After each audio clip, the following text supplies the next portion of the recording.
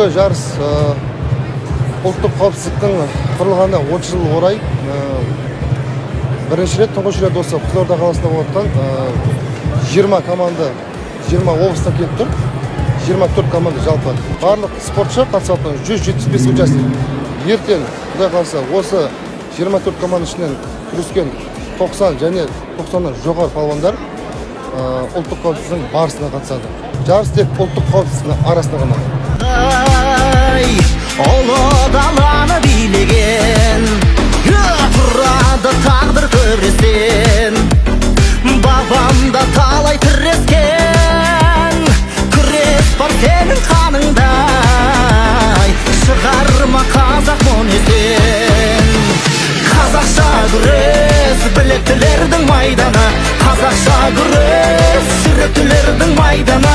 Асқақтай берсін көгілдір аспан төрінде, қыран бейнелі қайсар қазақтың байрағы. Қанеке, жібер менді, жіберме деймін де. Осылай, міне, ұста енді, жіберме, тарт өзіңді қарай, тарт деймін өзіңді, ішіне шал, көтер, бұлақ.